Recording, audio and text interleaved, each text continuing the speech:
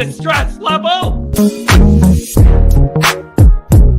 No, don't do it. Get a grip. This stupid video I just showed you. I almost stroked out and died over it. You're watching a different show. You donkey. You ain't a captain of nothing but a sinking ship. Don't do this to me, Harry. The Ohio State. It's Ohio State. What do you mean, the? 312-988-15. Hello? You tell Johnny all you've heard and seen. Sometimes it's good to just yell about football. That's right. That's right. Welcome in. Welcome back, folks.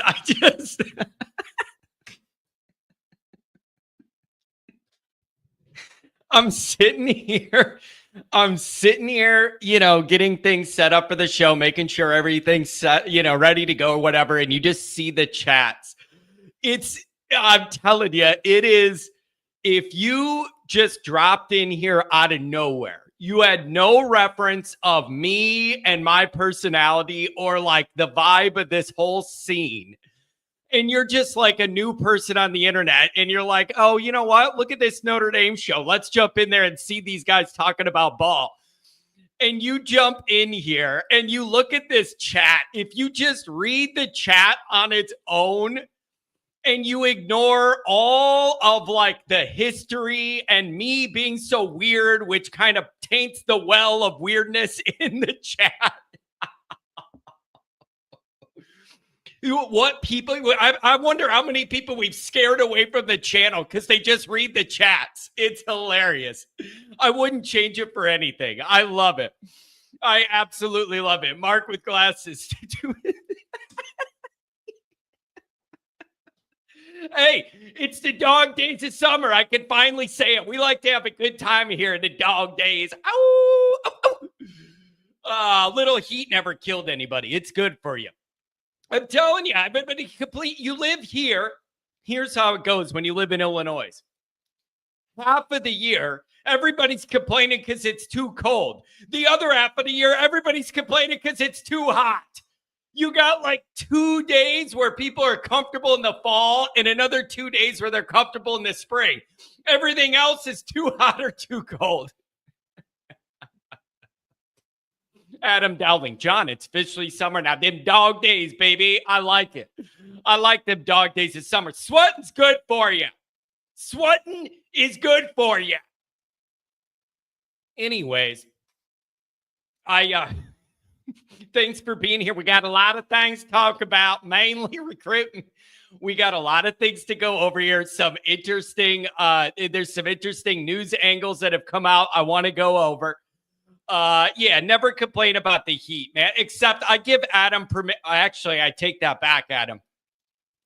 I specifically give Adam Dowling the right to complain about the heat when he was manning the grill at these tailgates and it's literally 90 degrees and he's got a hot grill and instead of tailgating and drinking, he's cooking like Ronnie McDonnie on the morning shift. I give Adam permission to complain about that heat because it's false heat. You got the natural heat, and then you got the heat from that grill working his ass off for the tailgate. I give Adam the right to complain about that heat. But I'm telling you, sweating's good for you. Let the toxins out. Sweating's good for you. Never complain about the heat, baby. Never complain about the heat. Adam texted me last night. He said, John, when are we going on the boat? You want to talk about some high-quality content? Let's get Always Irish on the boat. Let's see what happens. Who knows what we could get into? You know me. I'm a little hesitant with the water. I don't know what lake we're going in. I don't think it's an ocean unless there's one that connects to Indiana that I didn't know about. I'll tell you this right now.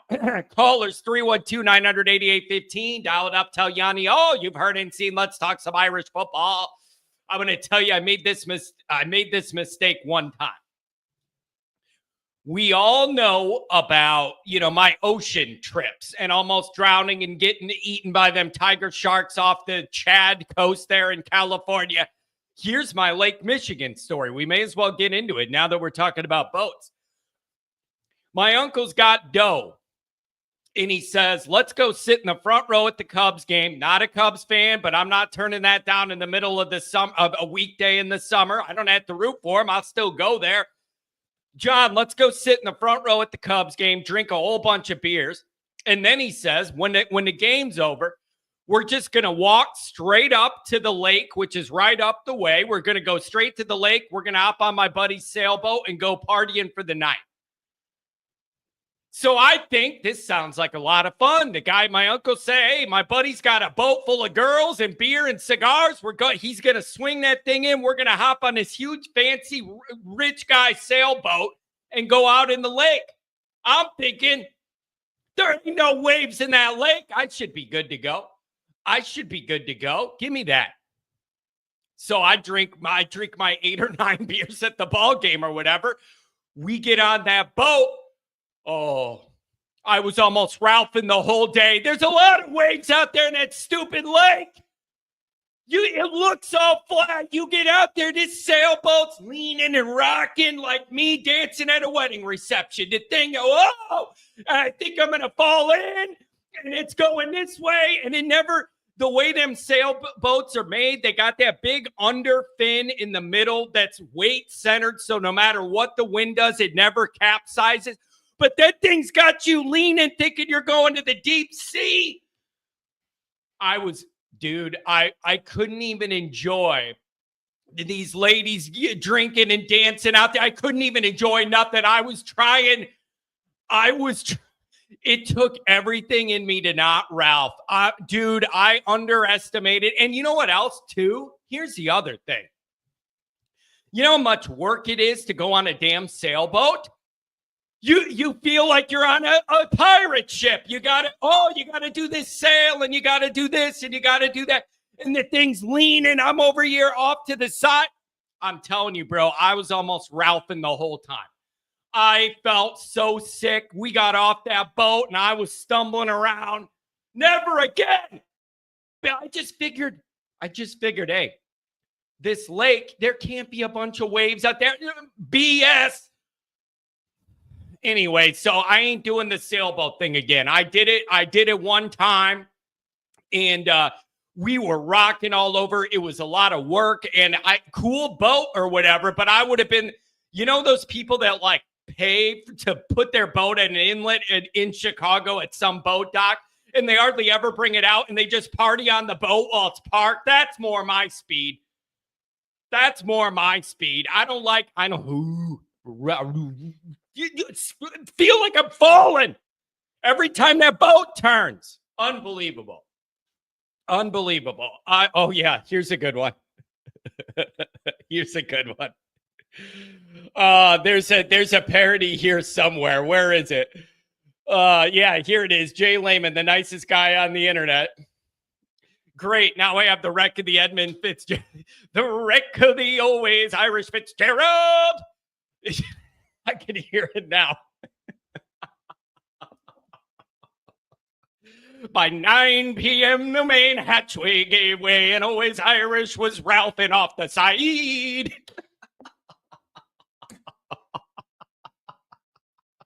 By 10 p.m., the old chef came aboard. He said, always Irish, it's been good to know ya. And then I fall off the edge. I hope there's no sharks in there. I'd be chumming up the water with my barf trail along this stupid sailboat. Unbelievable. Good thing we weren't filming a captain stabbing scene. Unbelievable. Anyways, that's the...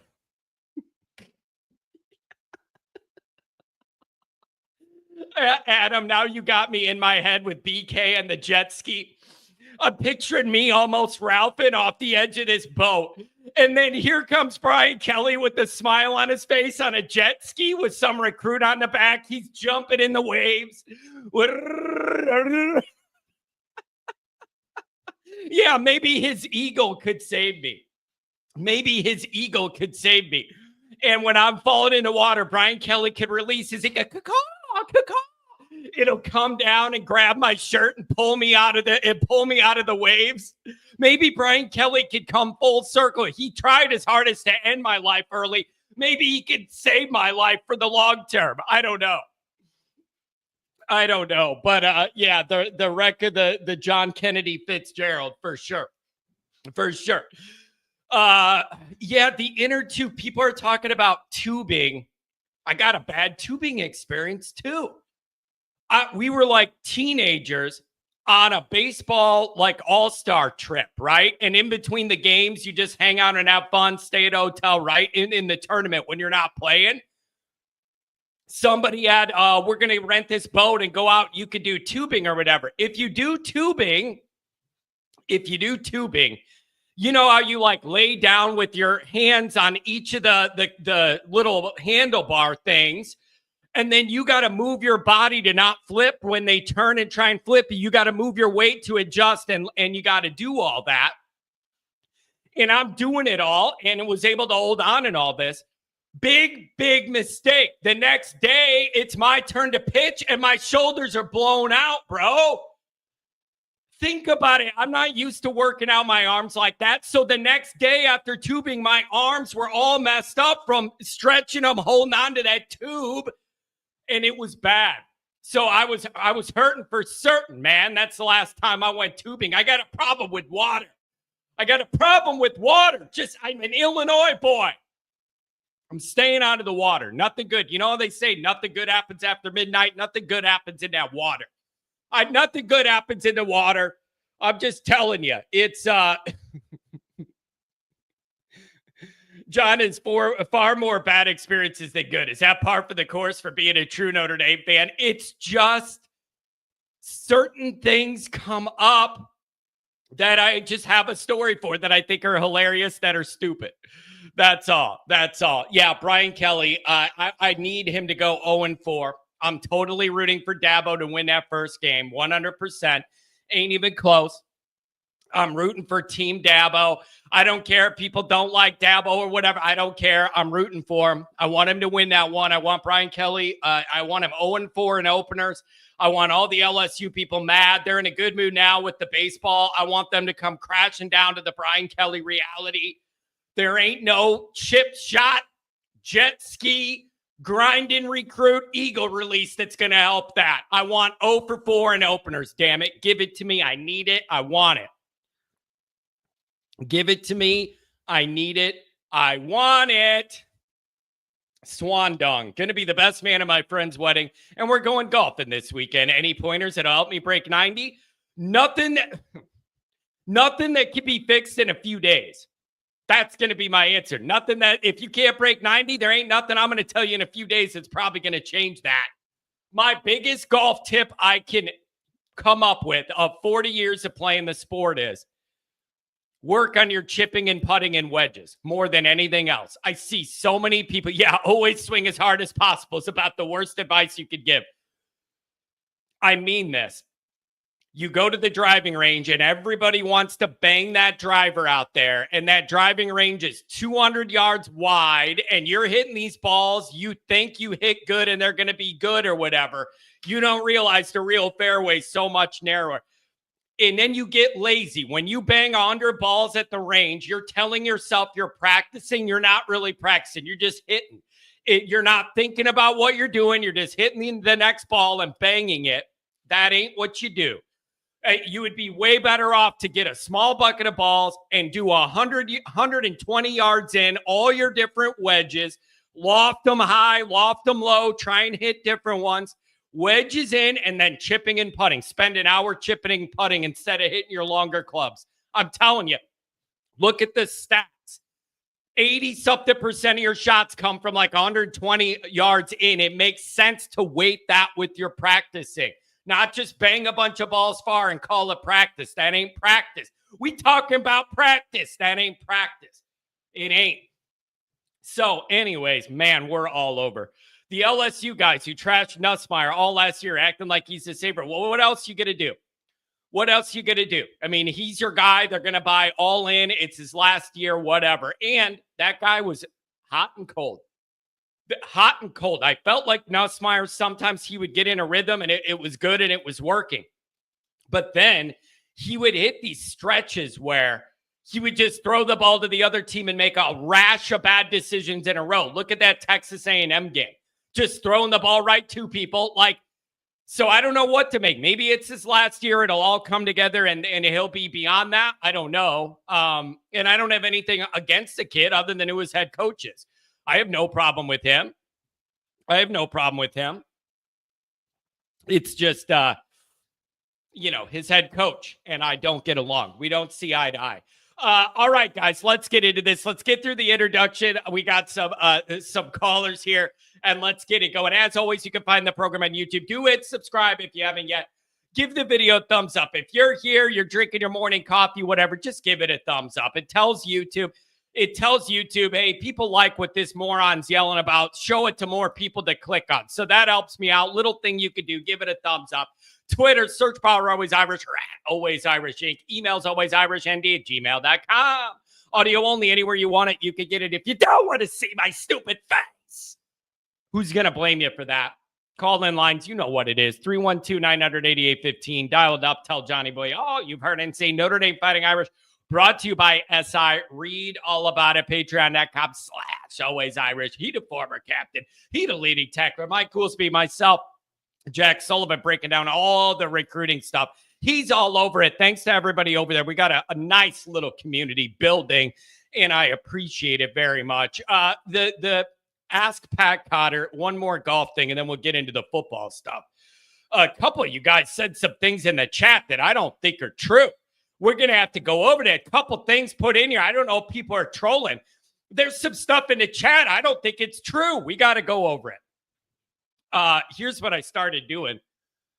I just started bringing a break club when I was playing golf with Pat. And so the break club is an old club that I'm never going to use anymore. But when I hit a bad shot and I would normally break a club I do use over my knee or helicopter that thing, you just gently put the club that's expensive and modern back in the bag. You bring out your break club, and then you feel free to break it. It ain't a club I'm going to use anymore. And then you got a break club without losing a club you love. So you just got to make sure you're under the club limit so you don't have an extra club, which is illegal if you're playing in a tournament. So you got a -1, but it's worth it for me. So then I used to have a break club, just an old iron from an old set from the 90s I'm never going to use again. And then you break that one, and then you don't have to break your real club that's expensive. That's what I used to do. That's thinking, people. Mark, I've broken dozens of ping pong paddles. Me too. Those things are dangerous when they fly through the basement, let me tell you, and they land hard. They land hard. They really do. Zachary. I was just about to say, I picture John having the meltdown like Tin Cup where he breaks all of his clubs. I got so smart, man. Why am I going to break a brand new Titleist iron when I could just break one from the 90s I'm never going to use again? It was just perfect. But you got to pick your spots. I only had one break club per round. And then I needed to really pick my spot of how many bad shots am I going to hit and which one am I going to break it over? So I don't know. And then there used to be... I don't want to sound like a psycho. I'm just saying I do not. There is no excuse to hit a bad golf shot. I'm sorry. It's totally self-inflicted. It's just. Ever blow your break club too soon? Yeah, then you got to really control yourself. Then you got to really maintain your composure there. One time I broke my putter. That's really not a good idea. One time I really broke my putter. Luckily, we were very far in the back nine, but I did break a putter. And there ain't much you can do then, man. You putt with your driver or turn an iron up like a butter knife and putt with it. I did that. One thing I want to do is get back into golf and then have somebody go out there and record me playing golf, reacting to the golf shots while we talk Notre Dame. That's on the list. I got to figure out how to do that. And we could do multiple things at once. See me get mad on the golf course and talk Notre Dame. I just think the entertainment value there would be pretty high for you fine people. For you fine people, I think it would be. All right. Who's excited about the long snapper? I know me for sure. Nothing gets Johnny's juices. I can't even say it. Nothing gets Johnny's juices flowing more than a commitment from a long snapper, baby. Thinking about starting to play pickleball. Yeah, you and everybody else in America. It's like people finally realized ping pong was awesome and then they expanded the game. That's basically what it is. I I don't understand how pickleball went from like this niche thing that like a couple old people did to being the most popular sport in America. I don't understand. Angela, good to see you. Later, Rudy. Thanks for what are you saying here? What are you saying? Husband had a heart procedure. God bless you, Rudy. Keep that guy upright and in decent shape. I recommend don't let him watch this show if he's got a heart problem. I don't mean that as a joke. It might not be good. It might not be good. Pickle bones is for people with no athletic bones in their body. Hey, I see in Florida when we go there, they got them all over. You're getting some maybe older people out there moving around. That's good for everybody. That tennis is a lot of running, bro. You don't realize it till you're in it. Tennis is a lot of running. That is a workout, especially if it's singles, bro. You're running 80 miles out there hitting that stupid ball. I swear, it is tough. Yeah, tennis is fun. It's just that's a full body workout. You be running all over. Running all over. Let's do a couple chats. And then I got some recruiting stuff to go over. I got some Penn State stuff to go over. I also have the state of Michigan is up to no good. They're up to malfeasance. It doesn't surprise me, and it shouldn't surprise you. I'm just telling you, there's something going on. The state of Michigan's playing tricks. They're playing games, and we'll get to it. We'll get to it. So let's shuffleboard. Yeah, shuffleboard's fun. Oh, boy. I've never played pickleball, to be honest. But if I'm good at ping pong and I'm in relatively good shape, I would be able to pick it up pretty quick. Everybody says it's like standing on the ping pong table, kind of, is how that is. Bocce ball. My mom's got an Italian side of the family, and we had the reunion over the weekend, and they pull out that bocce, man. The old boys like to play that bocce for sure. Drinking their wine, talking the old days. They like to do that. Did you guys see Wisconsin's going after Miami for tampering? I saw that. And it's like when I saw the headline that Wisconsin was suing Miami for tampering, my original thought was, yeah, welcome to major college football. If you're going to sue every time that happens, the courts, nothing's going to get done. Nothing's going to get done. That was my honest thought. Like, dude, everybody, if you ain't tampering, you ain't trying. I mean it. If you ain't tampering, you're not trying. Everybody, I'm not saying you don't think Notre Dame's tampered behind the scenes to see if any of these transfer quarterbacks are interested. Give me a break, dude. Like, that's, if you're not tampering, you're not trying in the modern age. So you could judge that all you want, say that that's wrong. I'm just telling you the facts. I'm just telling you the facts, bro. That's how it goes. So good luck with that. And can I ask another question? Callers, I'm coming to you. Can I ask another question? What happened to Wisconsin football? Do you remember a time where they were like kind of respected and had like a tough DNA and like played pretty good football? What the hell happened to Wisconsin, man? That's just, they're like out of sight, out of mind now, bored at like getting up to Canada or something. I don't know. They just kind of fell off, man. Concerned that Grubbs didn't make the Elite 11. I've seen a lot of debate about that. I've seen a lot of debate about how good is Grubbs? What is the high-end potential of Grubbs? Did Notre Dame go too early to go get a quarterback committed, and now they regret it? I don't know what to make of that. Depending on who you talk to, they may have a different take on Grubbs or what the high side is or the low side is. So I don't know what to make about it.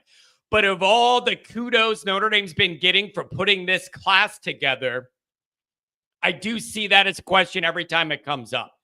So I don't know what the realities are there. I know Andrew Gilmore was writing me about that quarterback thing like last week, and I kind of lost my cool. And it's like, can I worry that the quarterback that's going to start in a couple months is good before I worry about a guy that isn't even here yet is good?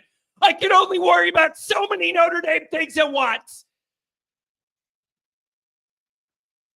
I ain't got the brain width, you guys. I don't have the capacity. I can only worry about a certain amount of things at once. I'm always going to worry, but I can only worry about certain things at a time.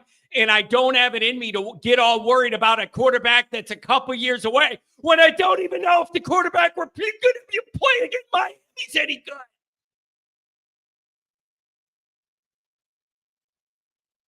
I'm just saying, I would like to.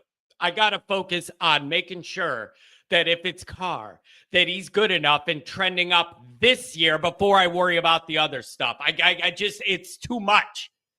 It's just too much. If Carr's what we all want him to be, he's only here for 2 years. Listen, is not one of the biggest questions of this entire operation this year. What is the starting level of a CJ Carr? Where are we starting out at? When you get through the first 2 games against real athletes, Miami and A&M, you're going to know where we're starting from. And from there, you got to see how quickly he develops. But I got to know where the starting level is. Like, you got to have a baseline to every experiment. And right now, I just don't have anything. I don't have anywhere to know where he's starting at other than the hype and the stuff we see against ourselves in practice in blue and gold or whatever. But I don't know. I don't know where the level is. And that could be a pleasant surprise. Or it could be like, oh man, we're going to have a learning curve here. And it could be frustrating. It's one of the biggest questions of the year. And then I'd say one of the other big questions is that defense. That defense. I'm not saying it's going to be bad. I'm not saying it's going to regress to mediocrity. I'm not saying any of that. What I am saying is you're changing the guy calling the plays. You're changing some of the scheme. You're doing a lot more zone stuff supposed to be coming. Could work out great. Could work out bad. The other thing is, I always worry about everything. The other thing is, you could end up with this scenario where that defense ends up being locked down and awesome the second half of the year when they all get used to the new arrangement and the new zone scheme and who's doing what or whatever. You could have a really great defense second half of the year when that gets all settled, but it takes a while. And what you cannot have is playing at Miami or Texas A&M, and it's like, oh, I thought you had that guy. No, I had that guy. I thought you were supposed to be in this part of the zone, and you weren't. And instead of you being in the zone, you left the Miami guy alone. Can't have it. Cannot have it. So you don't have, just like I say, you have no runway for the O-line to get good and be good enough to win early. You don't have that leeway with the defense anyways. Oh, boy. Ronald says he's snoozing. My feelings are really hurt. If you're snoozing, you may as well be boozing. So just go back. I am certain it's 9:30 my time. McDonald's has been open many hours already. I am certain something needs to be scrubbed or cleaned. I know you've been open since 5:30 selling breakfast. I know there's something that needs to be cleaned. Get after it. Oh, boy. Jay, it's early games for Miami and Texas A&M too. It is certainly, but I'm only worried about Notre Dame. Like, I totally get it. And the other thing is, with week one, there's always, I talk about it every year, week one variance. That's what I always call it, week one variance. There are always goofy things that happen in everybody's week one game that don't happen the rest of the year. Silly mistakes, miscommunication, the littlest things could cost you your opening game that will never happen to you the rest of the year. I'll give you an example, like snap count. Like it's your first time doing this with the bullets flying, blah, blah, blah, blah. You have the wrong snap count. The quarterback's looking this way and the ball gets hiked 80 yards over his head. I'm just telling you, miscommunication on defense. You're in man and somebody lines up with the wrong guy. And before you know it, it's a wide open touchdown. Won't happen the rest of the year. I call it week one variance. I call it week 1 variance, and you just need to make sure silly turnovers. You got to make sure that you're on the winning end of the week 1 variance. Then the next step of this is the particularly accentuated with Notre Dame. There's always an overreaction to the week 1 results. Always an overreaction to the week 1 results. That could work for Notre Dame, could work against Notre Dame. Could work for them, could work. It's everything week 1. You have all these months looking to week 1. Then you get to week 1, you play the games. Everybody is looking at week 1 and extrapolating that out, that whatever those results are going to apply all year. That's just how it goes. In Notre Dame's case, you have that off week. It's either going to be 2 weeks of praising Notre Dame for beating Miami's head in at their place, or it's going to be the entire world is ending. The new quarterback sucks. The new defense sucks. And everybody should sell their Texas A&M tickets to some good old oil people. That's what's in play. I'm just telling you, that's what's in play. Okay? Let's do a couple chats, get to the calls, shall we? Geez, this is scary. Commander, it's another day to be great. John, lead us to the promised land. I don't know if you want me leading you anywhere. Domer 88. I personally love College Game Day. Been a staple of my fall Saturday mornings for as long as I can remember. When I was younger, yes. Once ESPN became contrived, prearranged angles being pushed for financial reasons.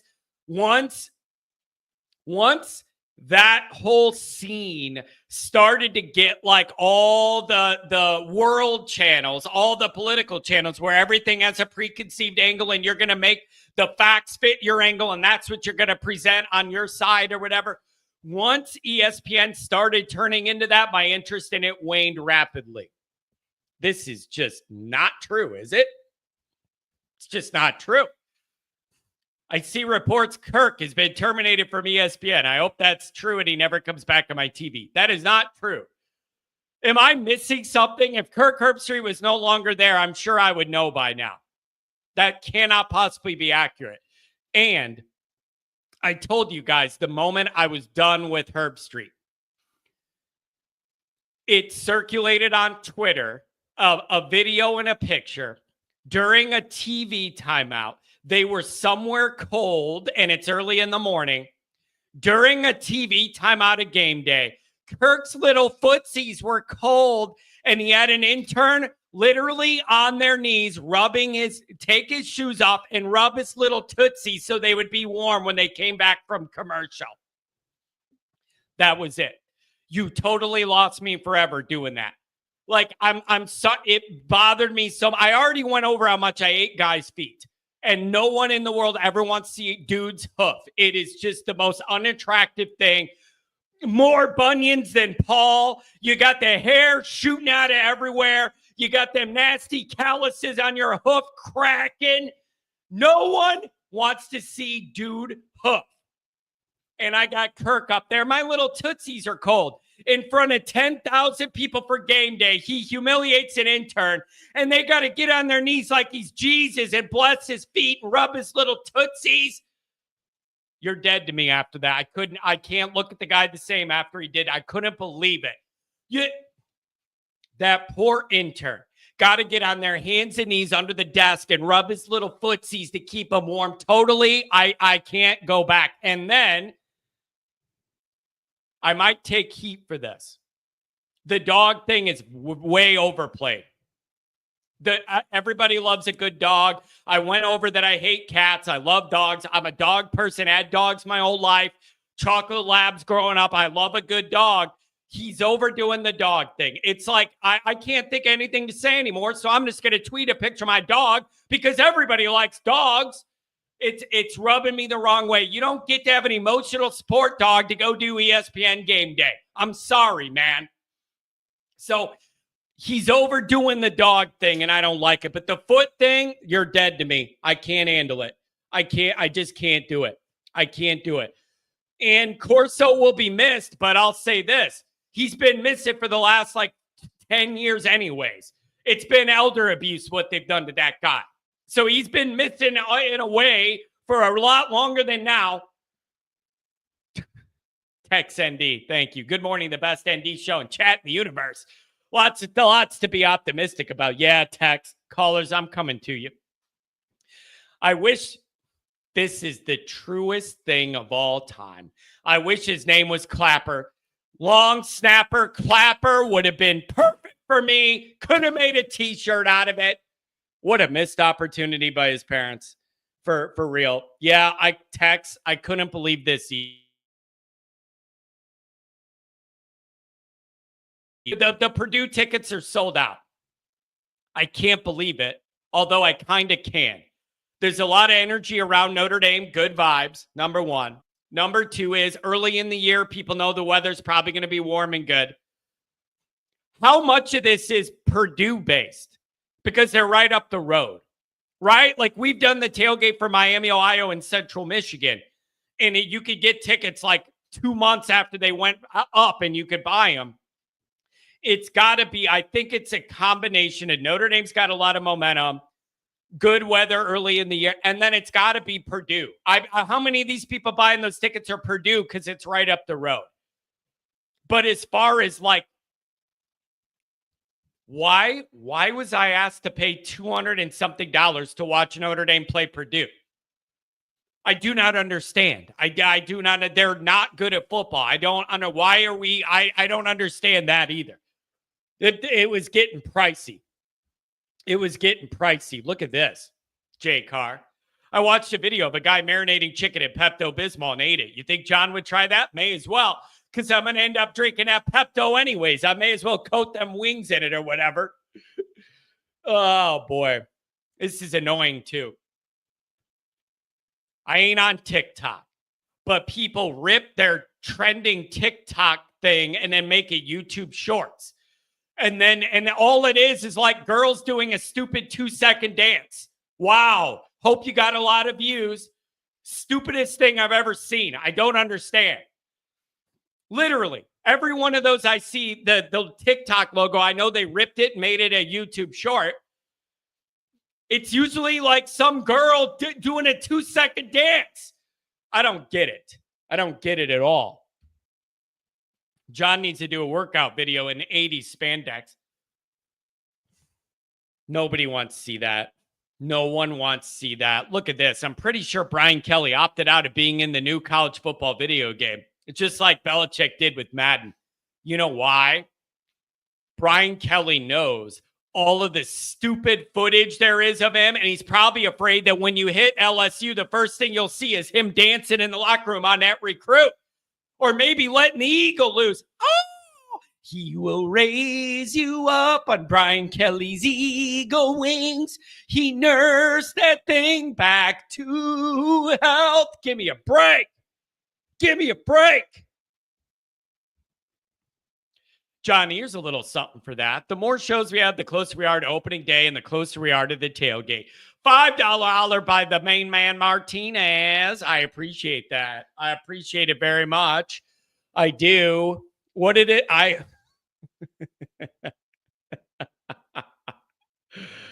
Oh, man. Crying belly, you could just log off. You could log off. Have a real football take that isn't fence riding fodder. Or does it end with you saying, I don't know? And stop talking about game day. Crying? Go start your own channel. And then you could go say whatever you want, whenever you want. And a lot of people will watch, I'm sure. That's what you should do. If you don't, or you could volunteer to be my producer. If you would like to lay out some show notes for me, go ahead. Go ahead, man. But if you can't have a little fun and stretch yourself in the summer, then I don't know what we're doing here, man. I don't know what you're doing here. But if you don't like it, you can always leave. I mean that, crying. You can always leave. You could go do that. That's fine. That's fine. Yeah, we're all too old. We're all too old for TikTok. I'm going to say we will get into some football, actually, not just because he said it, but here we go. Notre Dame's class finished last year with a point total. Callers, I am coming to you. Notre Dame finished last year on 247 with 270. to listen to your viewers, John. Why don't you just let me do what I want to do? Why don't we just try that? And if you don't like it, go the hell away and don't come back. That is always an option available to you. Notre Dame's class last year finished with 270 points when you take that total, like the point total on 247, right? They ended, all things considered, they ended up 270. The year before that, 275, then 272, 275, okay? You're at 277 right now, and what do you have? 6 or 7 spots left? Maybe 6 or 7 spots left. So I don't know. It is, you're at 277 and you got 6 to 7 spots left. Can you get near that 300 mark? That's always, that 300 line mark is always my, like elite level talent. Like if you could get to that, that's always been in my mind, is that 300 level. That's always been it. Can you push that? You got 6, 7 spots left. Do you think you could get up near that? Because you're already where you ended decent years before. So if you could get up to, that's what I'm looking at.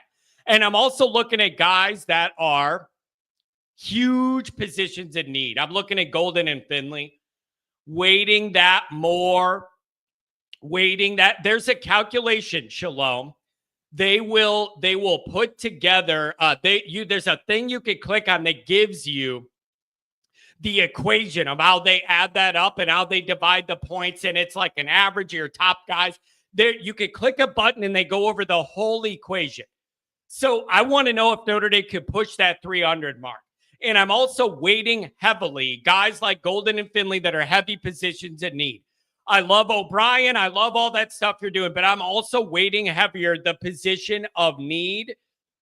And if you could get into that, that's kind of what I want to see. That's kind of what I want to see. So I don't know. Did you see the Colorado ranking 26? Yeah, I don't know what's going on there. Maybe the shtick ran off. God crying and geez, just go away.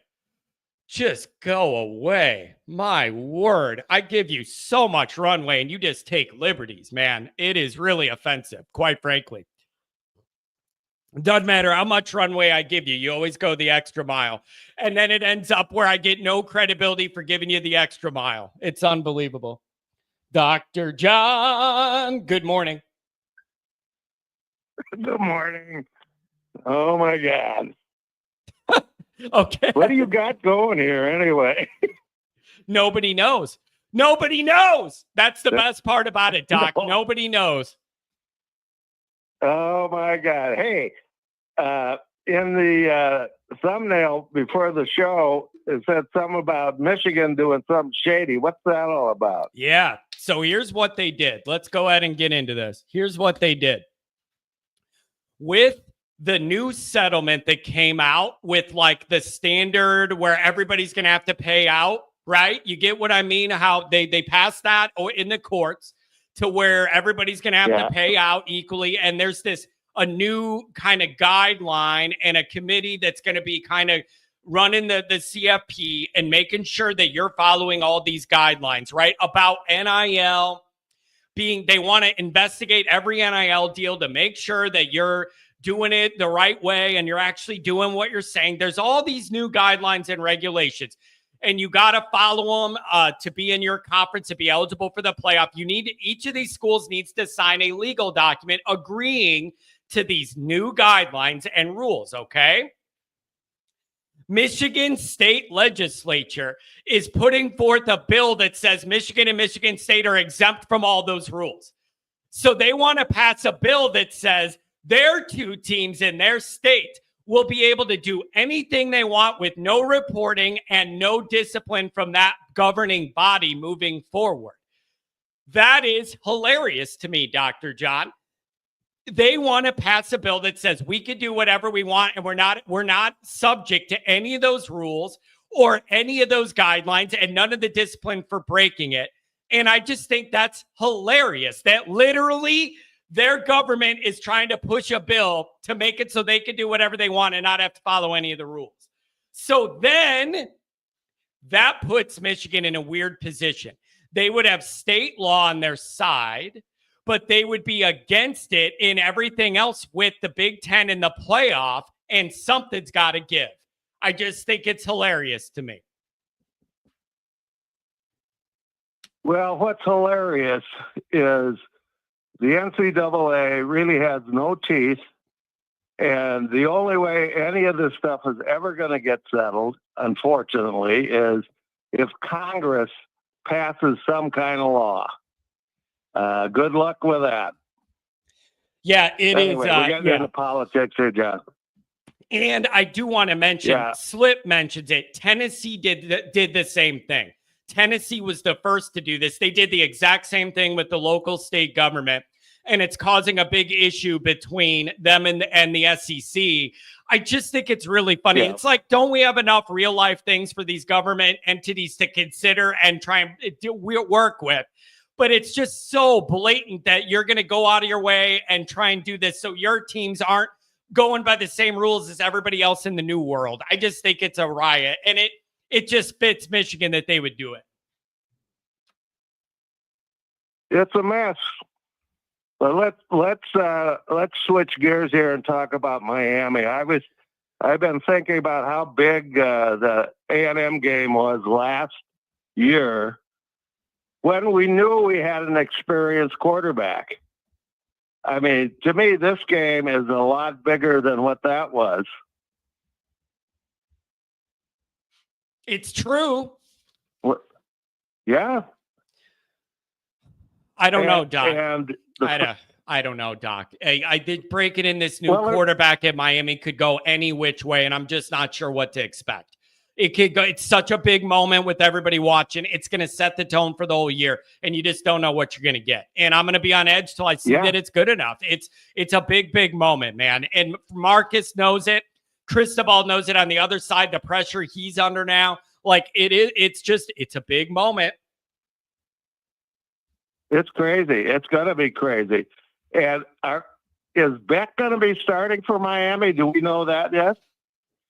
I thought what I saw was he was on track to be doing the fall ball camp thing, but I haven't checked recently. And I don't even know if you would get the truth right now anyways, right? Like maybe behind the scenes in Miami, they know, but I don't even know if you would really get the real facts about that because they're trying to, they would want to hide whatever it is if there's a liability there. So I'm not sure.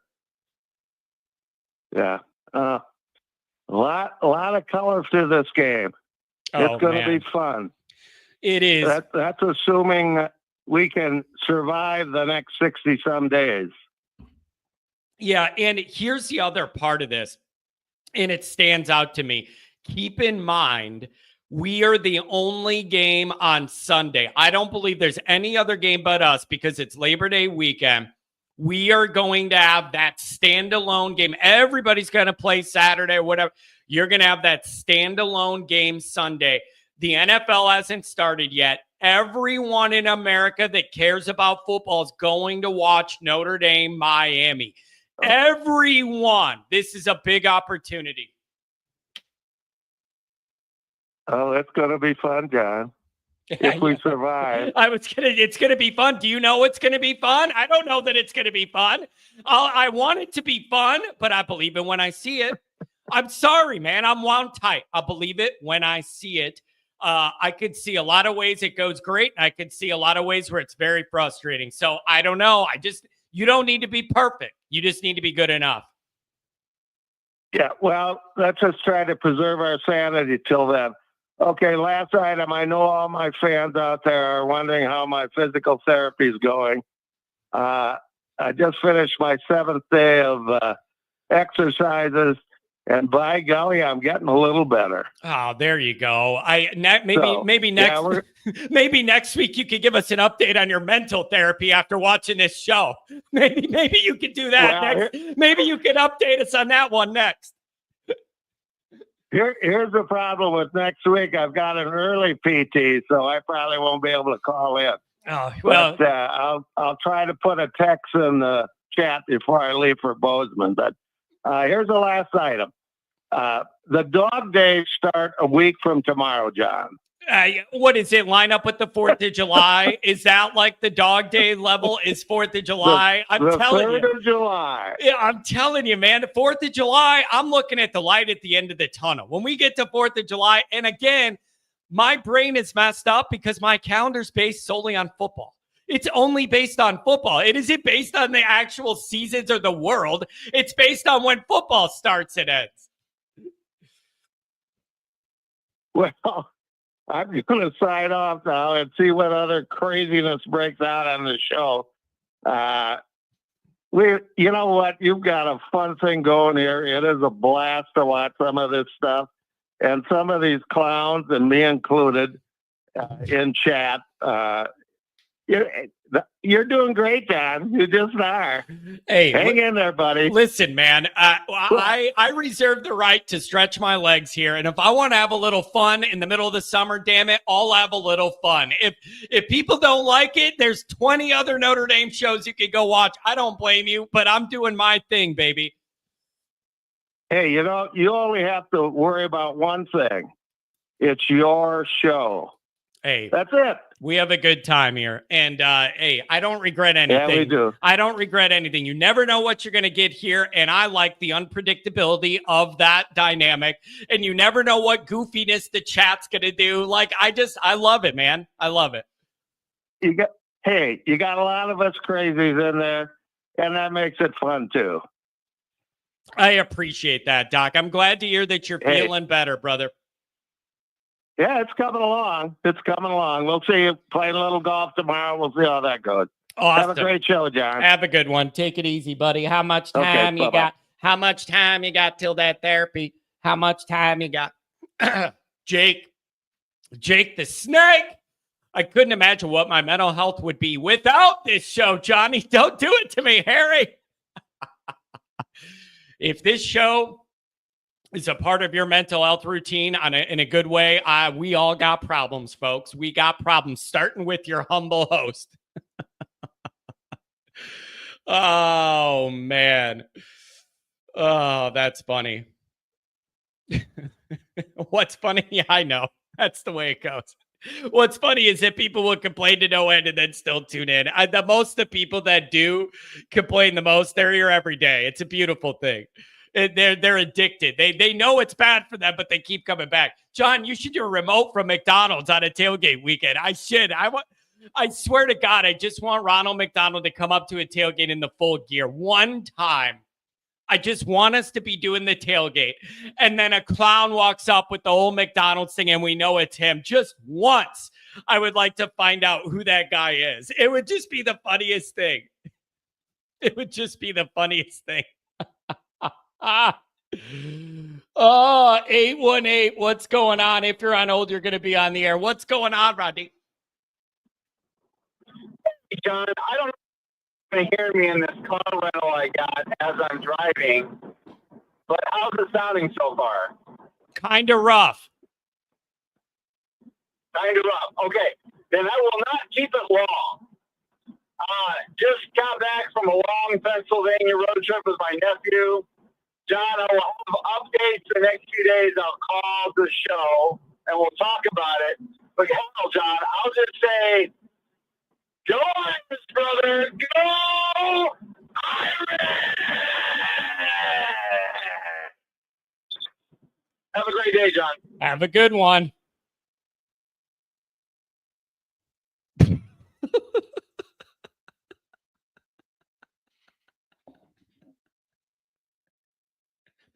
Maybe today's just going to be one of those days. He was literally, it sounded like he was transitioning from life to death, traveling through a tunnel.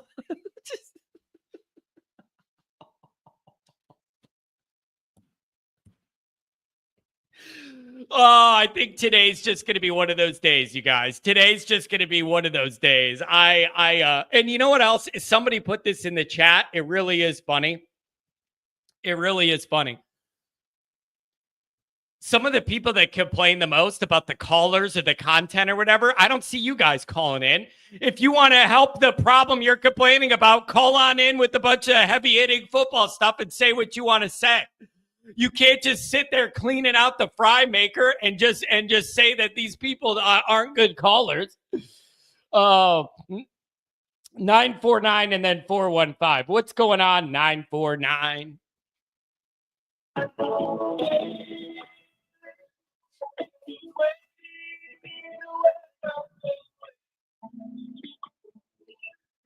Yacht Rock, baby. Give me that Christopher Cross. And I know you're impressed. I know who that is.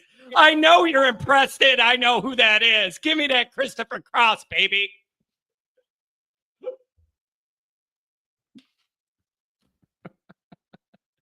He hung up, too.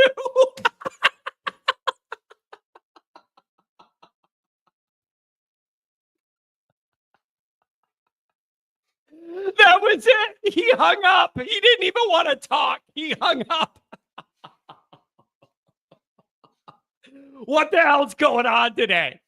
What is going on today? And I know that he's impressed that I know who that is. I know me some Yacht Rock, man. My parents are boomers. I know all of that Yacht Rock. Give me what's going to be next. Give me a little America. Been through the desert on a horse, but no name. What do we got next?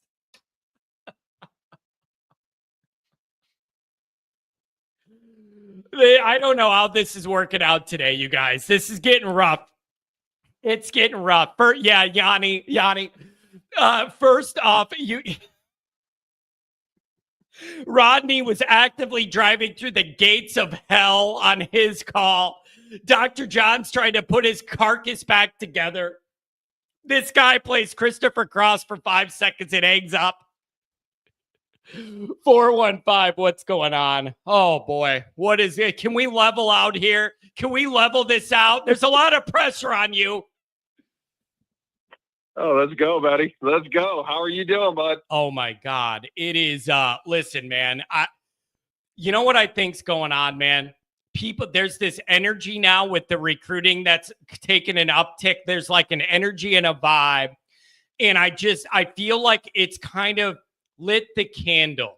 Do you get what I mean? I think the rush of the Joey O'Brien and all that stuff, I think that's the beginning of us turning the corner to the build up to Miami.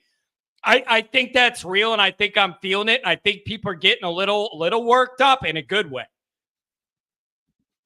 Yeah, combo that with the fact that we're in June and everybody's getting super itchy with no football, right? So, I mean, yes, the Joey O'Brien, all the different recruiting information, that was incredible to see everybody getting landed. And now we're seeing a 26 class that is coming to fruition. We're seeing, just this kind of juggernaut in my mind of a coaching staff and kind of organization that is putting together a plan and a vision, and it's happening, and it's starting to happen, John. And it's just, I think everybody's super stoked on that combo with the fact that we're in the middle of June. And if you have kids and they're out of school and now they're at your house every single day, going crazy, that's another one, right? So it just is what it is, but it's fantastic stuff. Yeah, it really is. And you know what else is on my list that, Crying Belly wants a wrench. He wants to be a moderator. That is a terrifying thought. I'm going to say this. I want to bring this up. I talked a little bit about this on Patreon last night. Carter Almond. I wonder how many Notre Dame fans even know that name, like a casual Notre Dame fan. If they know who Carter Almond is, the guy that's in charge of Notre Dame's recruiting operation now that Chad joined the Beach Boys because Brian Wilson died. Yeah. Now Chad joined the Beach Boys. He's surfing USA. And so he did that.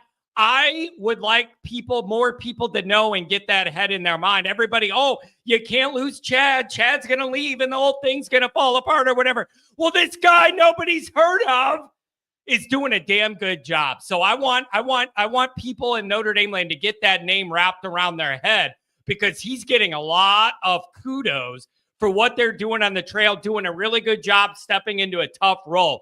People need to get to know that name. Absolutely, because we're going to be sitting here and we're going to always say the same thing, right? We're going to be looking at the running backs coach, or we're going to be looking at a defensive backs coach, or we're going to be looking at Marcus Freeman and giving them the praise, and rightfully so. But it's the people behind the scenes that also make this thing move, and he's one of them.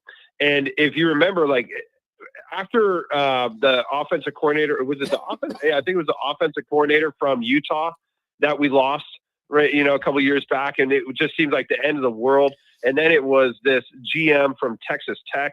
Seemed like the end of the world. There's 330 million people in this country.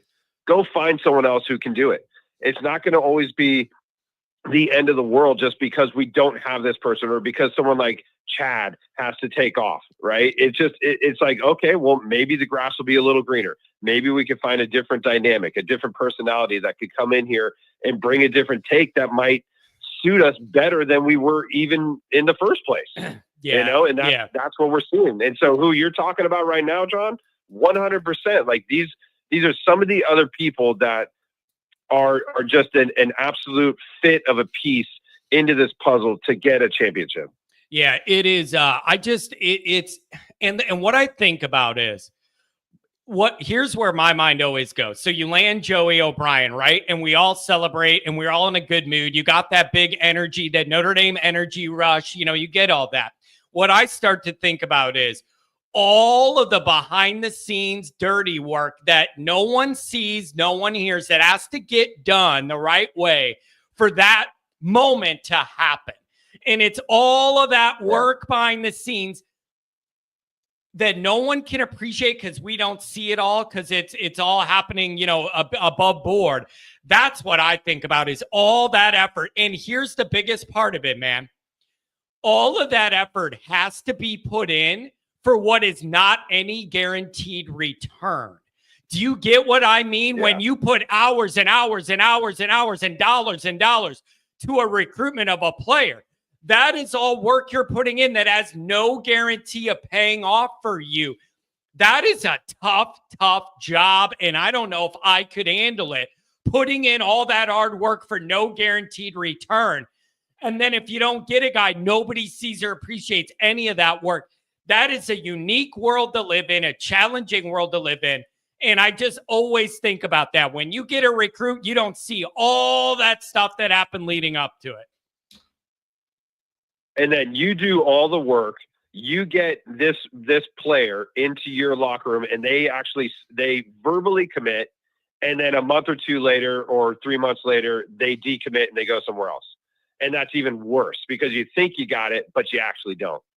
And it when you look at the behind the scenes thing and that kind of mentality that you have to have, that mindset, as we've spoken about before, of understanding the name of the game. And that is the fact that you're going to put in all this work, like you said. There's a guarantee that it is either going to work or it's not. It's either one or the other. And whichever way it goes can absolutely make or break you in the eyes of all the fan base and the coaching staffs and other people, because we don't see it. Yeah. Well, the coaching staff does, but the fans don't. But we can understand it. We can appreciate it, because these kids, I mean, so Joey O'Brien, just take him for example. We started this process with him and others like a year or two ago by putting it in, saying like, hey, we're interested in you. We want you to come here. We're going to start recruiting you. So that's when it starts. And if it doesn't come to fruition, you know, within 2 years, and he ends up going to wherever, right, Penn State, then it's the mindset of like, okay, that didn't work. Who's the next one? And you have to instantaneously just go to the next player, because there's no time to sit around and cry about it or be like, man, I did all this work. It's like, no, who cares? It doesn't matter. Yeah. Move on to the next one. And that's that kind of cutthroat, you know? Beefeater says it's the same as every commission sales job ever. I would disagree, man. When I did commission sales, if I didn't get the job, like I wasn't making as much money. The whole world of an operation millions of people care about wasn't resting on the work I got done or not. Like there's a different pressure. I get what you're saying, but it's a different pressure when you have millions of people hanging on you doing your job right or not. It's a different kind of pressure. And you know what? It takes a different kind of personality to be able to navigate that, roll with the wins and the losses, to understand you're going to win some and lose some, and do it with class. I don't know if I have the personality that I could handle it. I would get so frustrated if I invested all this and felt like I was misled or whatever, and it didn't work out. I would have a hard time handling that. It's just really tough. And you got to be patient dealing with young kids, their entourage, their dad, their uncle, their agent, whatever. It's a wild world. And for all the worries we had, it seems like Notre Dame ended up in a good spot so far with the GM and with Carter and whatever they have going. I mean, it seems like that maybe they knew what they were doing.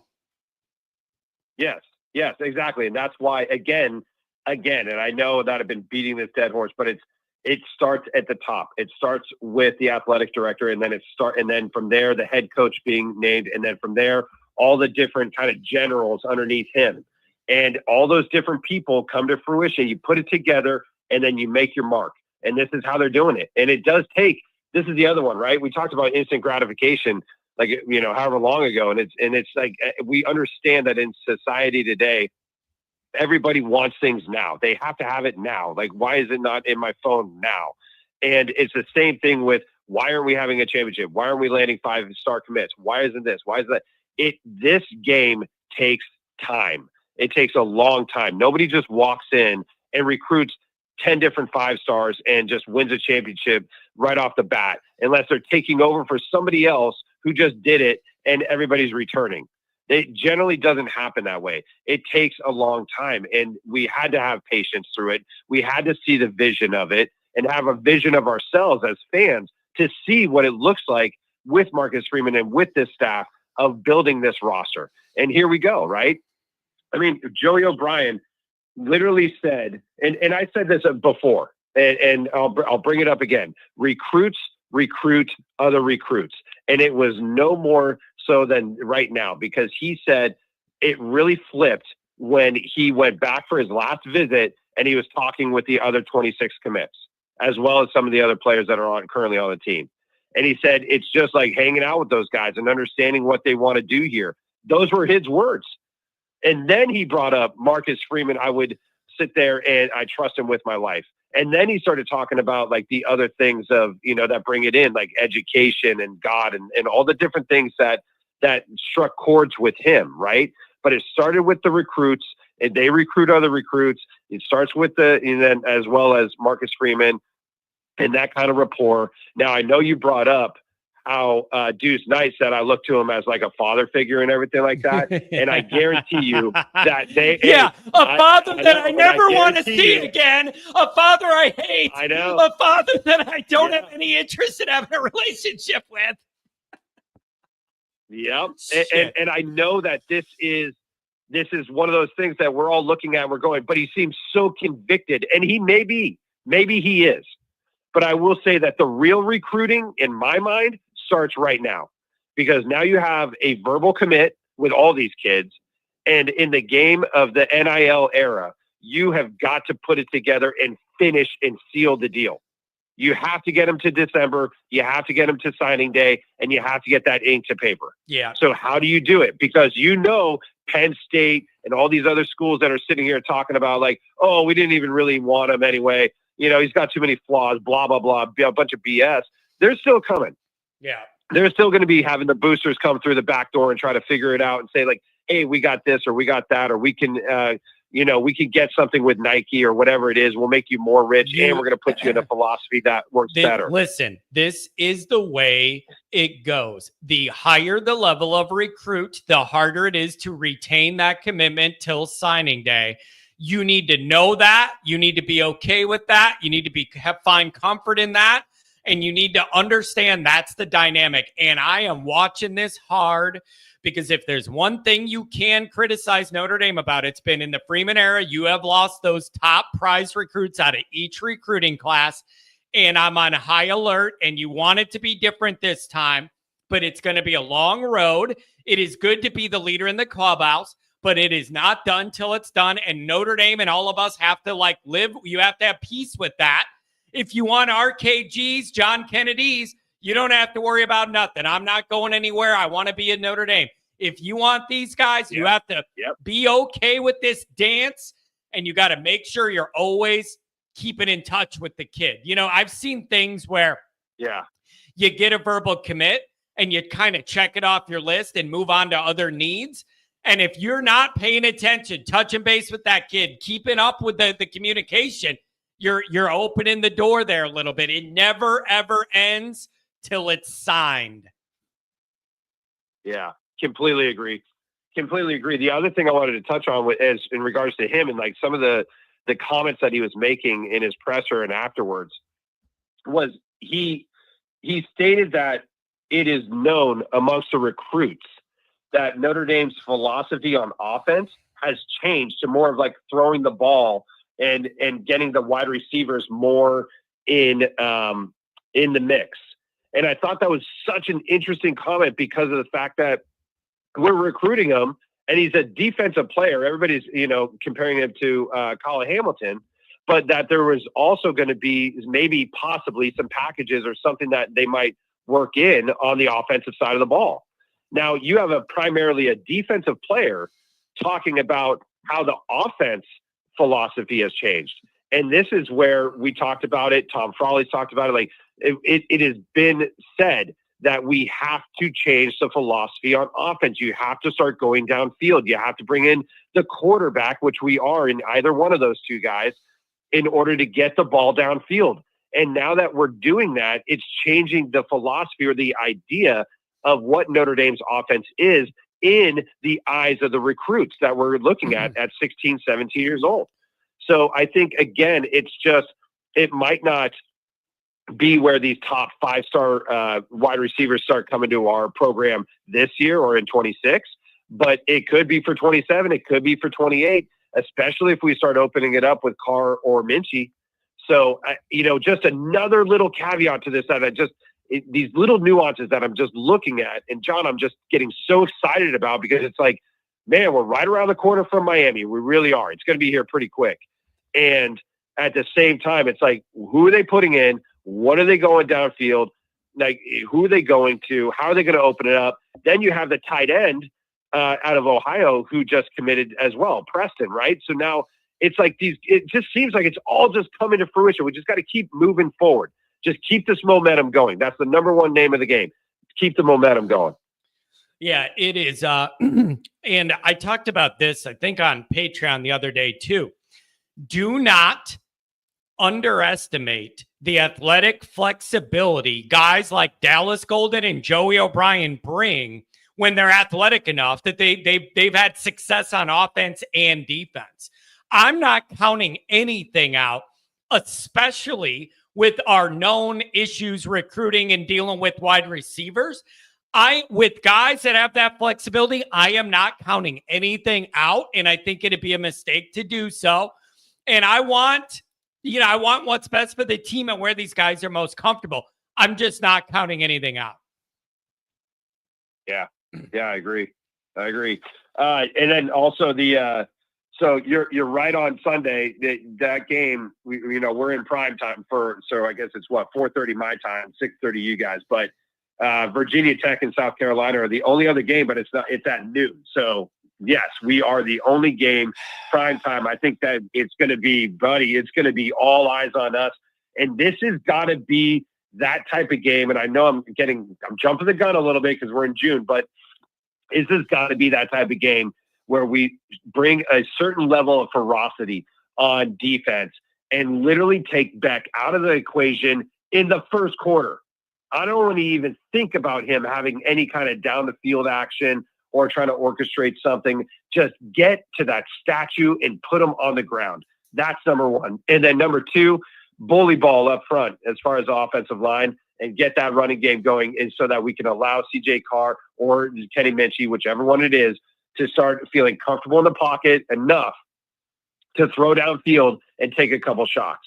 I think you put those two things together, it's just going to be lights out for Miami. You got to take that crowd out early.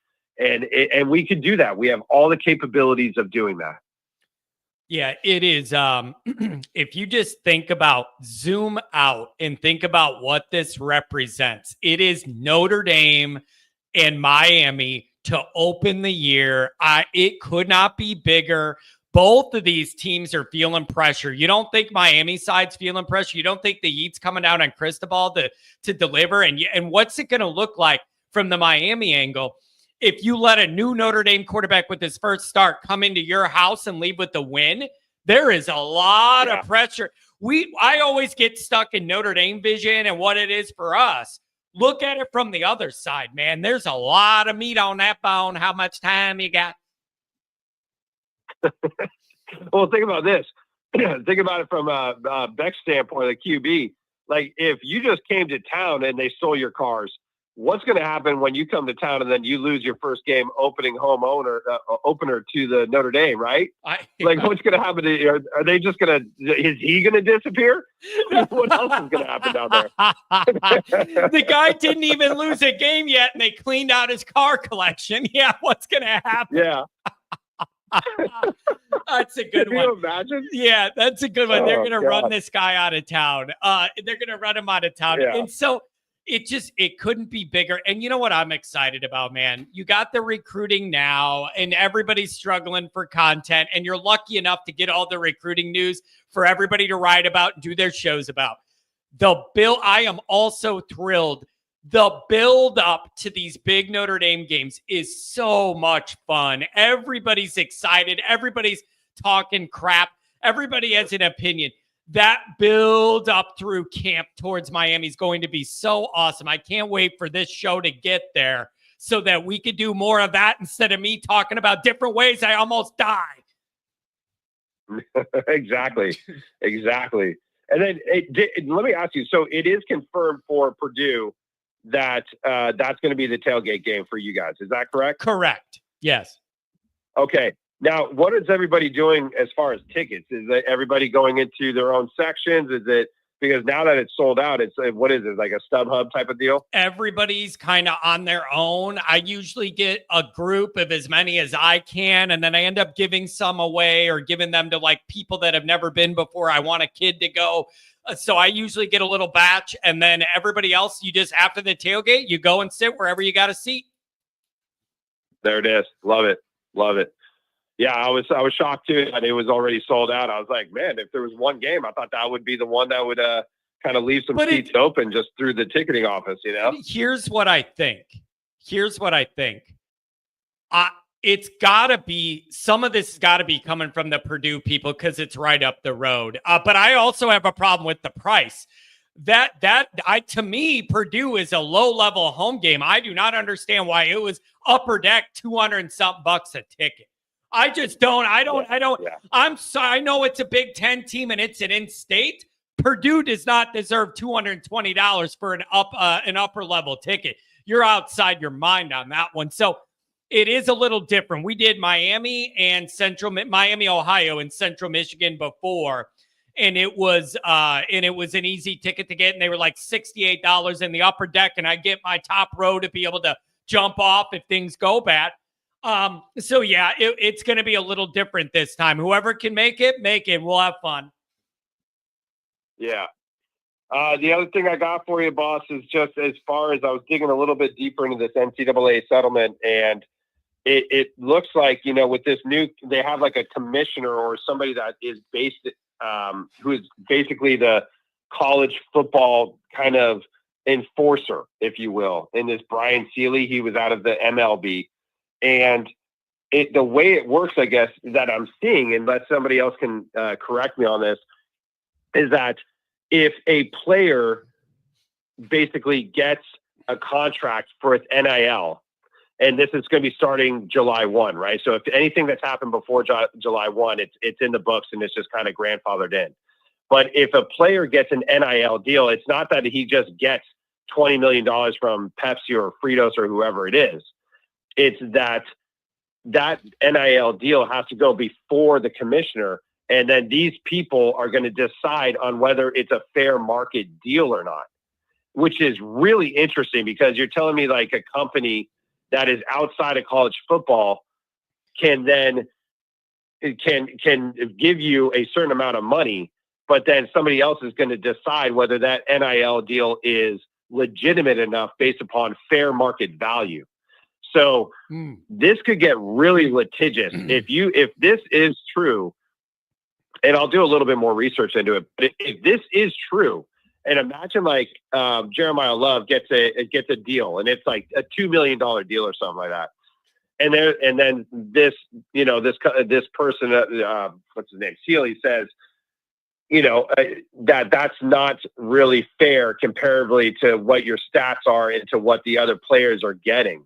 If they do start pulling, the cord on that kind of deal, now you're talking about it's going into arbitration, and whether or not these kids can get it. And that, to me, it just seems like, well, then are we just taking all the focus off of football? I mean, I know now I understand the business side of things, but now it's like, well, is this happening during the season?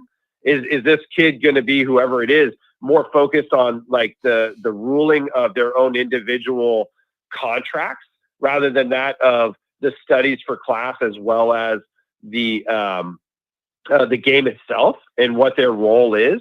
It just seems like it's getting more convoluted and more complex as they're trying to somehow govern this, and I don't know how I feel about it. It seems a little muddied up, to be honest with you.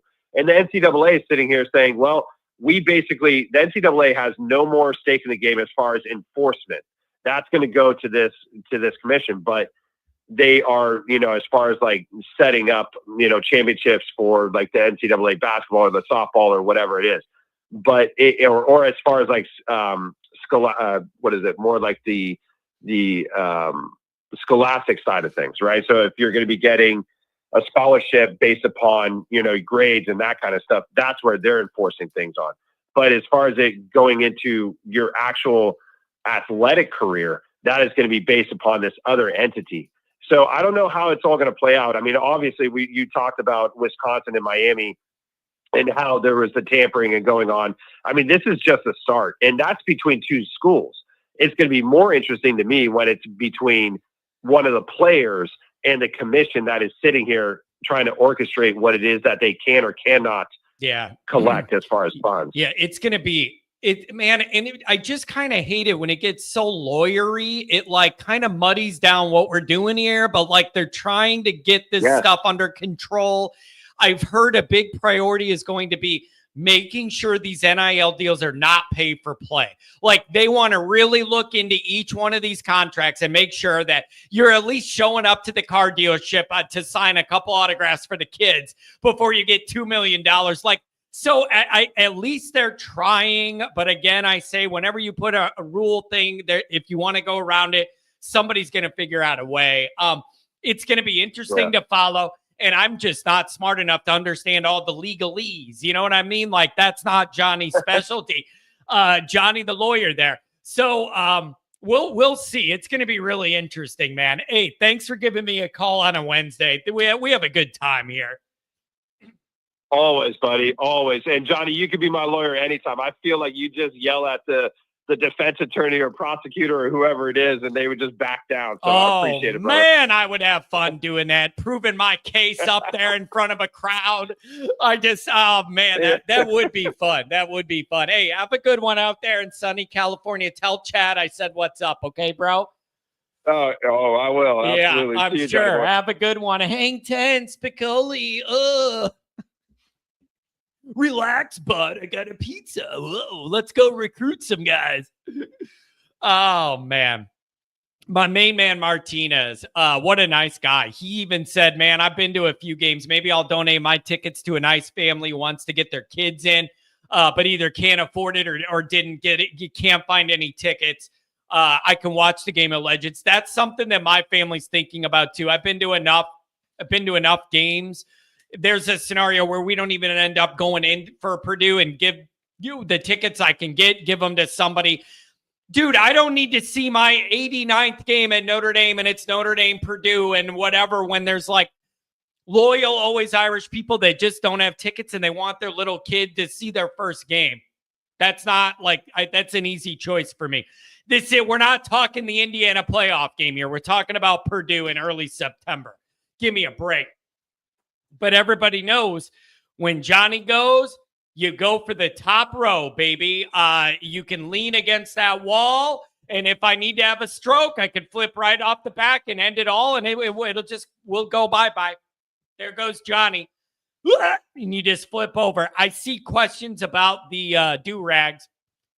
Omar, the problem is Omar would be down there with one of them, like how when you're jumping out of a fire-filled building and they have a bed sheet, Omar would be down there with a big smile on his face. I'll fall into his loving arms. I'll just fall right. He'll nurse me back to health the hard way.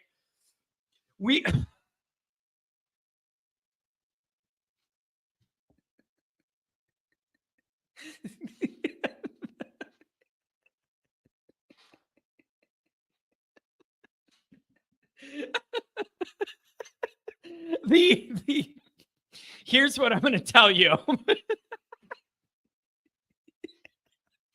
Here's what I'm going to tell you. Elliot, I'm with you.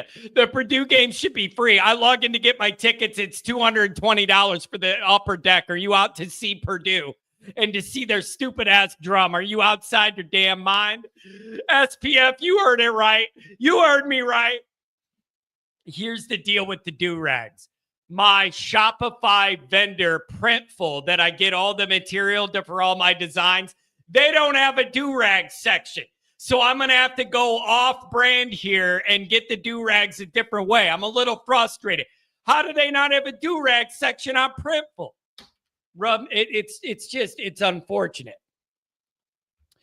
Mark with glasses, can you get us on the right track? Oh, your on-hold music has improved.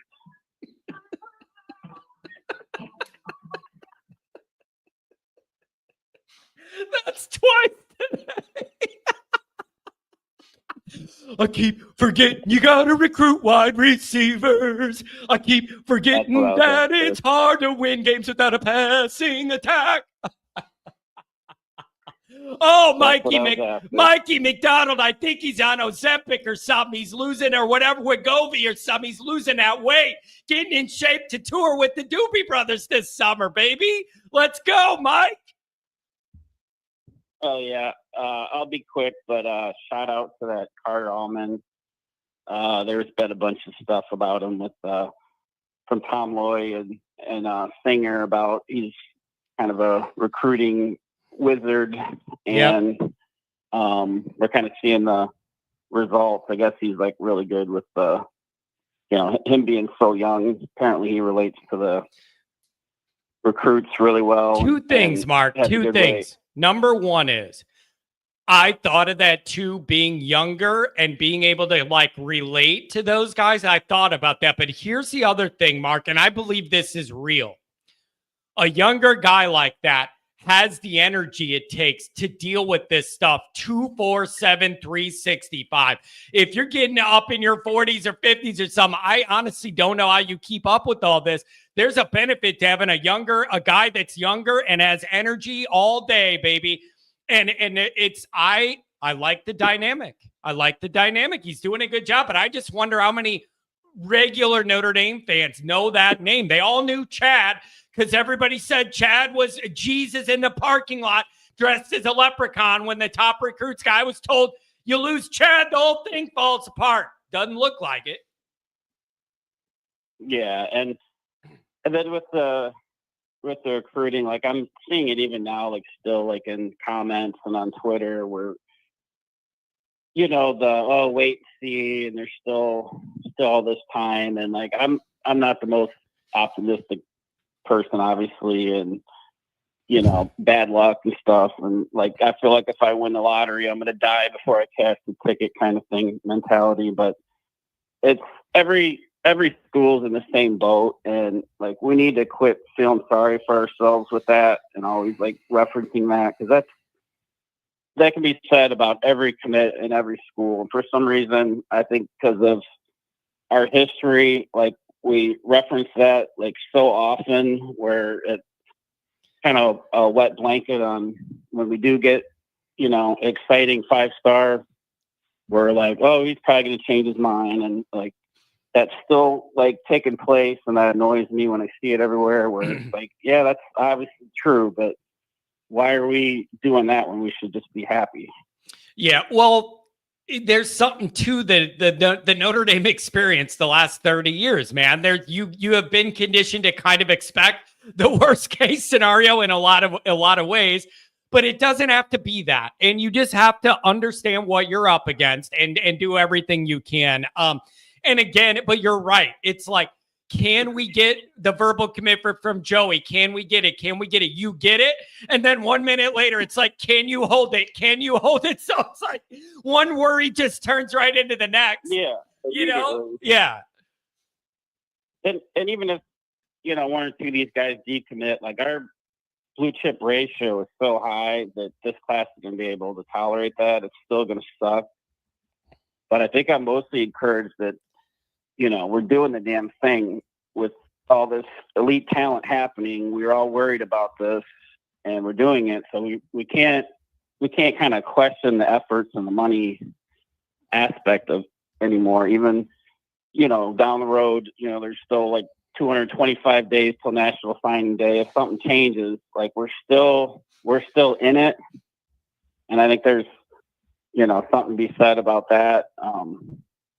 But yeah, and I just finished rewatching the Peacock series again, and this kind of goes to my point with why I like the Patreon so much, with Goolsby kind of getting the behind the scenes and his stories. It's like the stories makes following a team like worthwhile, and there's so much Twitter and opinion and stat sheets, and I think the stories is what makes following a team worthwhile. And I rewatched that Peacock series. Just something about that team was so lovable, and I'm sure this upcoming team's going to be no different. We're going to hopefully get a lot of stuff, and the Notre Dame media team is always knocks it out of the park with that. But we get some of that with Goolsby on Patreon when he's kind of telling about his playing days and different players and stuff. And I love to see that, because we're just too swamped with the all the other nonsense. Yeah, it's man, I'm telling you, every summer, if you're a diehard Notre Dame fan, it is like a battle in your own mind. Literally, I feel like I'm battling my own brain every summer when you start thinking about this, thinking about that, thinking about recruiting, thinking about the first game, like all the worries, all the things on the plus side, all the negatives, what could go wrong, what could go right. Like it is really a battle with your own mind when you're in the middle of the off season. It is such a different way to live than when you get into this season and every week is a new chapter of the book and you have new information and new fact patterns. Now it's just all what if this, what if that. Yeah, and I think getting those glimpses of the players off the field makes you more respectful and kind of understanding of the whole concept of following college football. And and lastly, just wanted to give an update on my daughter, because I know a bunch of people did thoughts and prayers and stuff, but she's got a specialist appointment coming up, and just for perspective, I know it's hard to be optimistic about stuff, and everybody in here has problems and stuff on their plate all the time. And it's hard to hope for the best and kind of wait to figure things out. And, hey, Mark, we're all here, man. We're all here. This is one big family, and we're doing what we can. And I'll keep as many grotto candles lit as you need, buddy. But everybody's here. And just like with Andrew Gilmore and the stuff he's got, this is the place for that, man. That's what makes this group different. We're wacky, but we pull together when we need to, Mark. Yeah. All right. Yep. That's all I got. Thanks for taking my call. Mark, love you, buddy. Hang in there. I'll talk to you offline. Hang in there. Love you, buddy. Oh, man. For all the goofiness and all the silliness and all the trolling and all of me being an idiot with my whole shtick, all of it, man, I'll be damned if this isn't a really good community. And when real life shit hits people in this community, everybody kind of comes together. Whether it's a thought or a prayer at the end of the night, whether it's getting a candle lit at the grotto, that's the one thing we're pretty damn good at here. Whenever somebody needs something, and it just tells me a lot about the trust and faith in this community there is, that people are open with their stuff. And I don't think you're going to see that in a lot of football chats of people being like, I'm really struggling with this. I'm going to feel comfortable enough to share it with this whole group. That's special. So for all the little shots we take at each other, or me not talking football because I'm yelling about something or whatever, at the end of the damn day, this is deeper than that. It really does feel like a family affair. And Mark's the greatest guy, been loyal forever. Been loyal to me forever. Always Irish is therapy for dudes. That's rough. But if it helps people, feel free. Blyberg, yeah, that's dark. You want to talk about bad stuff? Yeah, there's some stuff going on in the Ohio State podcast niche that is real dark, and totally avoidable problems. Man, that's rough. That is rough. All right, guys, that's going to be it for the show. And so we're going to, we'll be back on Friday, and I really appreciate it, you guys. Like, this is touch 'em all. We're all over the place, man. We're all over the place. We have funny stuff. We have sad stuff. We have football stuff. It's summer on the Always Irish show. And I just got to say, man, I love the vibe of all this, and it's never Brian Irish. I will explain what's going on. Someone that has a huge, by my standards, huge Notre Dame or Ohio State podcast, doing what I do on YouTube, apparently, wait for the legal process, drunk drove in the middle of the night at 3 a.m. and hit a kid and killed him over the last weekend. And the mug shot is out, and it was rough, but apparently drove drunk the wrong way, turned around, T-boned a kid, and literally killed him. And the frustrating part for me is this guy's had problems with this for a long time, and in my opinion has been coddled and enabled in the whole Ohio State community. He's kind of like a celebrity there. I think he's gotten away with stuff he shouldn't have. And now somebody's dead. And so it's really, really unfortunate. And especially in a day and age with Uber and all this, that you could do Uber, you could do Lyft, you could do whatever. I know this guy has the money, and it looks like he drunk and drove and killed a guy. So it's really, really rough. And you know what else is very uncomfortable? It's very uncomfortable for the other guys on his show, because now all this is going on and those guys have to navigate. That's really uncomfortable too. You know what I mean? Like, the next day, the other guys on that show had to come on and what are you going to talk about football when everybody's talking about that? It's really rough. It's really rough. So that is just a really, really bad situation. And it's frustrating to me because it's not like, oh my gosh, we have a totally clean history and made one bad decision and this happened. No, this has been an ongoing battle, and there have been multiple alcohol-related legal problems here. That's what frustrates me, because it's not like a one-time thing. So there were not lessons learned, apparently, and now somebody's dead. Now, I will say this. Let's see what happens with the legal process and everything, but it really looks really bad. So thoughts to that kid's family that lost his life. But it's really, really rough. Wolf saying that the blood alcohol was reported as 0.28. Man, that's like in the coma zone for a lot of people. So, all right, you guys, We had a lot of fun here. Then it got dark. Everybody go on with your day. Treat people the right way. I love you guys. We'll see you on Friday.